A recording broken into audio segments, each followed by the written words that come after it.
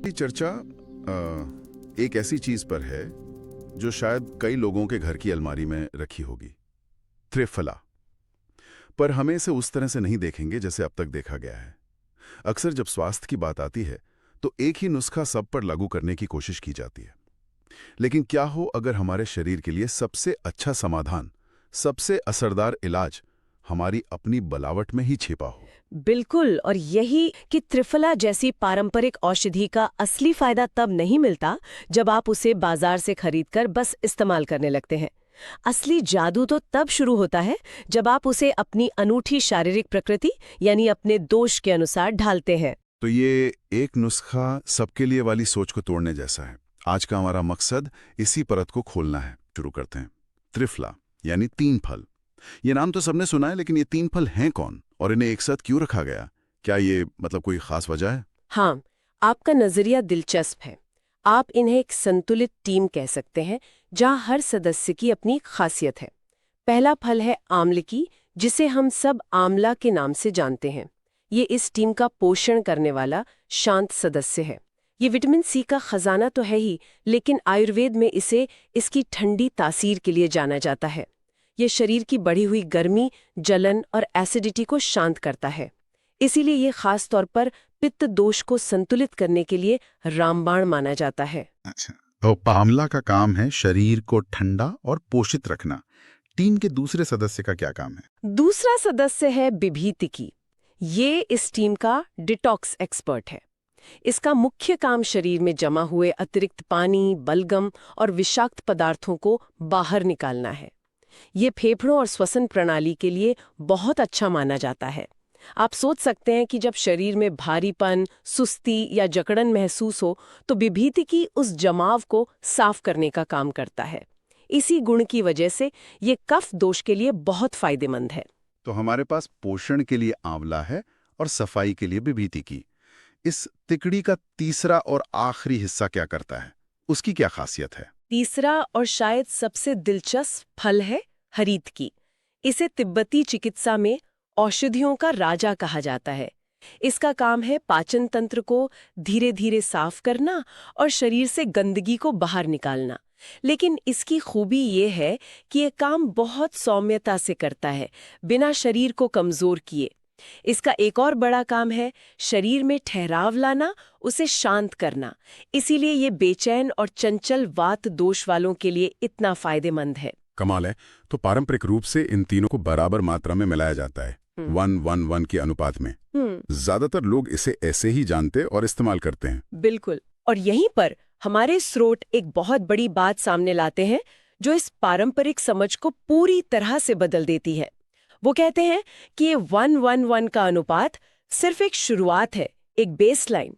असली जादू, असली फायदा तो तब शुरू होता है जब आप इस एक नुस्खे वाली सोच से आगे बढ़ते हैं और इसे अपनी प्रकृति के हिसाब से बदलते हैं। 1 मिनट। तो इसका मतलब है कि इतने सालों से बाजार में जो एक ही तरह का त्रिफला बिक रहा है वो शायद आधे से ज्यादा लोगों के लिए पूरी तरह से सही है ही नहीं। ये तो बहुत बड़ी बात है। ये बहुत बहुत बड़ी बात है। ये आयुर्वेद के मूल सिद्धांत की ओर इशारा करता है। हर व्यक्ति अद्वितीय है। जो मेरे लिए दवा है वो शायद आपके लिए उतनी असरदार ना हो, और यहीं पर अपनी आयुर्वेदिक रूपरेखा को समझना जरूरी हो जाता है। ठीक है, तो इससे पहले कि हम हमें बात बदल दें, हमें ये समझना होगा कि हम कौन हैं। मैं ये शब्द वात, पित्त, कफ हमेशा सुनता हूँ। ये लगभग व्यक्तित्व के प्रकारों की तरह लगते हैं, लेकिन ये उससे कहीं ज्यादा गहरे हैं, है ना? बहुत ज्यादा गहरे। दोष सिर्फ व्यक्तित्व नहीं है, ये हमारे शरीर में मौजूद 3 मौलिक ऊर्जाएं हैं, या सिद्धांत कह लीजिए, जो हमारे जन्म से लेकर मृत्यु तक सब कुछ नियंत्रित करते हैं। हमारी शारीरिक बनावट, हमारा पाचन, हमारी नींद, यहाँ तक कि हमारी भावनाएं भी। स्रोत में एक सरल आत्म मूल्यांकन का तरीका दिया गया है जिससे कोई भी अपनी प्रमुख प्रकृति का अंदाजा लगा सकता है। चलिए इस पर थोड़ी गहराई से बात करते हैं। ये एक तरह का सेल्फ टेस्ट है। ये कैसे काम करता है? मान लीजिए कोई सुन रहा है और अपनी प्रकृति जानना चाहता है। हाँ, इसमें कुछ सरल सवालों पर ध्यान देना होता है। सबसे पहले शारीरिक बनावट देखें। क्या शरीर नेचुरली पतला, लंबा या छोटा है और वजन आसानी से नहीं बढ़ता? ये वात का संकेत है।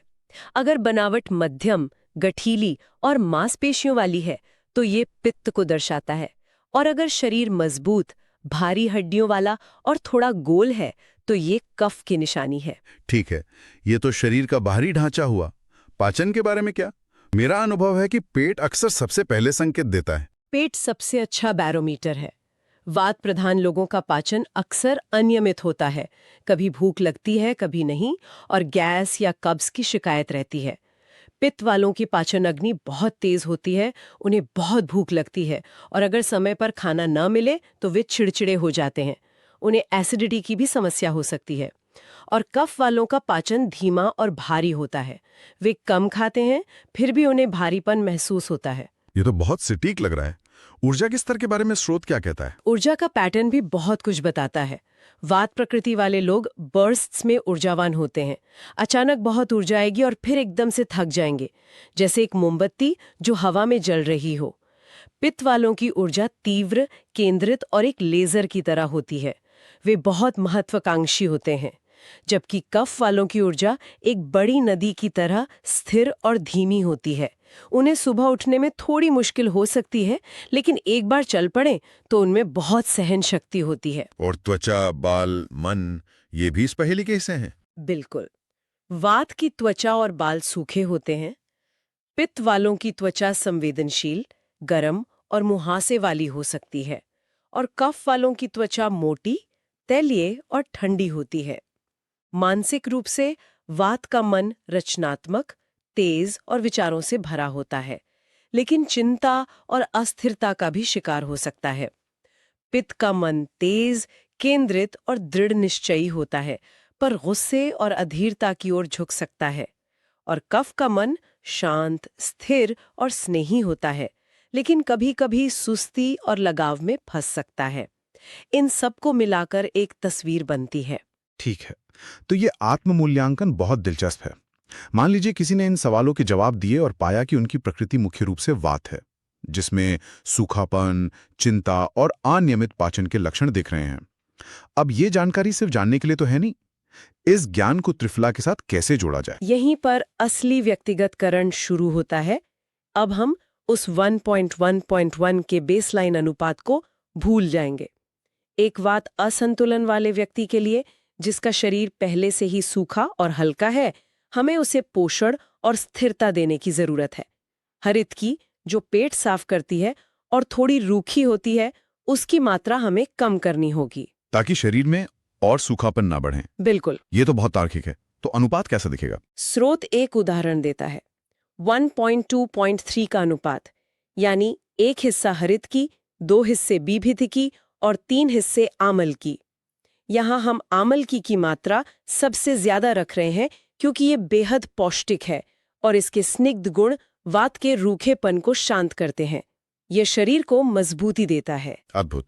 और पित्त असंतुलन के लिए क्या सुझाव है? मान लीजिए कोई ऐसा व्यक्ति है जो बहुत महत्वाकांक्षी है, लेकिन तनाव में उसे एसिडिटी, त्वचा पर चकत्ते या गुस्सा आता है। पित्त की मुख्य समस्या है गर्मी, तो हमारा लक्ष्य शरीर को ठंडा करना होगा। इसके लिए ठंडा करने वाले गुणों पर ध्यान देना होगा। आंवला की तासीर ठंडी होती है, तो हम उसकी मात्रा ज्यादा रखेंगे। हरित की, जो यकृत यानी लिवर की सफाई में मदद करती है, जहां पित्त जमा होता है, उसकी भी भूमिका अहम है। इसके लिए एक संभावित अनुपात 3.1.2 आंवला की, विभित की, हरित की हो सकता है। यहाँ आंवला की सबसे ज्यादा है, ताकि शरीर की आग को शांत किया जा सके। और अब तीसरा, कफ असंतुलन। जब कोई सुबह उठने में संघर्ष करता है, शरीर में भारीपन और सुस्ती महसूस करता है, और जिसे आसानी से सर्दी जुकाम हो जाता है। कफ के लिए हमें ठीक उल्टा करने की जरूरत है। हमें शरीर को उत्तेजित करना है, चयापचय को जगाना है और जमाव को साफ करना है।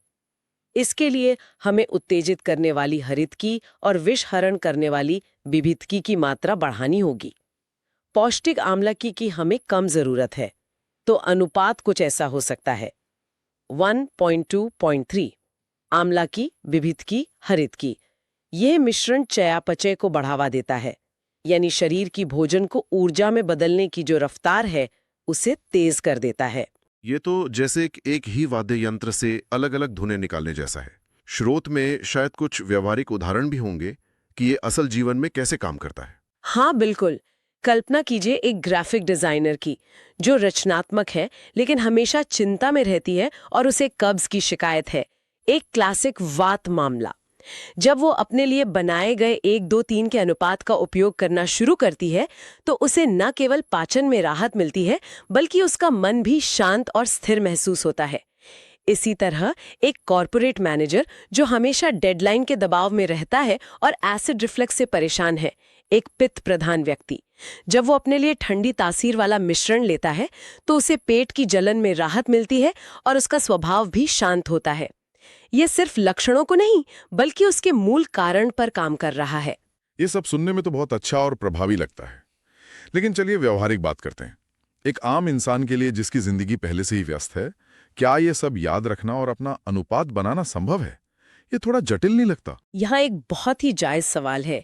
शुरुआत में ये जटिल लग सकता है, लेकिन ऐसा नहीं है। स्रोत कुछ बहुत ही सरल व्यवहारिक सुझाव देता है। सबसे पहली और जरूरी बात है कि आप उच्च गुणवत्ता वाले जैविक पाउडर खरीदें। आम्लकी, बिभीतिकी और हरितिकी के अलग अलग पैकेट। ताकि आप गुणवत्ता और अनुपात को नियंत्रित कर सकें। बिल्कुल। और आपको हर रोज इसे मिलाने की जरूरत नहीं है। आप रविवार को 10 मिनट निकाल के एक कांच की शीशी में पूरे हफ्ते का मिश्रण तैयार करके रख सकते हैं। ये आपकी सुबह की कॉफी बनाने से ज्यादा मुश्किल नहीं है। और इसे लेने का सबसे अच्छा तरीका और समय क्या है? सबसे अच्छा समय रात को सोने से लगभग 1 घंटा पहले है। आधा से 1 चम्मच पाउडर गर्म पानी में मिलाकर लिया जा सकता है। गर्म पानी इसलिए क्योंकि ये मिश्रण को सक्रिय करता है और पाचन के लिए भी अच्छा है। यह रात भर शरीर की धीरे धीरे सफाई करता है और सुबह तक आपको हल्का और ताज़ा महसूस होता है। क्या इसे किसी और चीज के साथ भी मिला सकते हैं? मैंने घी या शहद के साथ लेने के बारे में भी सुना है। हाँ, और ये भी दोषों के अनुसार ही होता है। आयुर्वेद में इन्हें अनुपान यानी वाहक कहते हैं। वात के रूखेपन को कम करने के लिए इसे 1 चम्मच घी के साथ लेना बहुत फायदेमंद है। कफ की सुस्ती को काटने के लिए इसे शहद के साथ लिया जा सकता है, क्योंकि शहद में भी शरीर से अतिरिक्त नमी को खुरचने का गुण होता है। बस एक बात का ध्यान रखें कि शहद को कभी भी बहुत गर्म पानी में न मिलाएं। पित्त वाले इसे सादे गर्म पानी के साथ ही लें।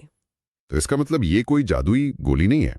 आप बस अपना व्यक्तिगत त्रिफला लेकर अपनी बाकी की आदतें वैसी ही नहीं रख सकते। आपने बिल्कुल सही पकड़ा। ये एक समग्र दृष्टिकोण का हिस्सा है। स्रोत इस बात पर जोर देता है कि त्रिफला एक शक्तिशाली सहायक है, लेकिन ये अकेले काम नहीं करता। ये एक उत्प्रेरक की तरह है। जब आप इसे संतुलित भोजन, थोड़ी बहुत तेल मालिश यानी अभ्यंग और अपने दोष के अनुसार योगासनों के साथ जोड़ते हैं तो इसके परिणाम कई गुना बढ़ जाते हैं। जैसे वात वालों के लिए स्थिरता देने वाले आसन, पित्त वालों के लिए शरीर को ठंडा करने वाले ट्विस्ट और कफ वालों के लिए ऊर्जा बढ़ाने वाले सूर्य नमस्कार। ये सब मिलकर काम करते हैं। तो आज की इस पूरी चर्चा का सार ये है कि हमारी दवा की अलमारी में रखा त्रिफला एक सामान्य सप्लीमेंट से कहीं ज्यादा है। ये एक व्यक्तिगत उपकरण बन सकता है। इसका असली लाभ तब होता है जब हम इसे अपने शरीर के दोष के अनुसार अपनी जरूरतों के हिसाब से ढालते हैं। अपने शरीर के संकेतों को समझना और सुनना ही इस दिशा में पहला और सबसे महत्वपूर्ण कदम है। आप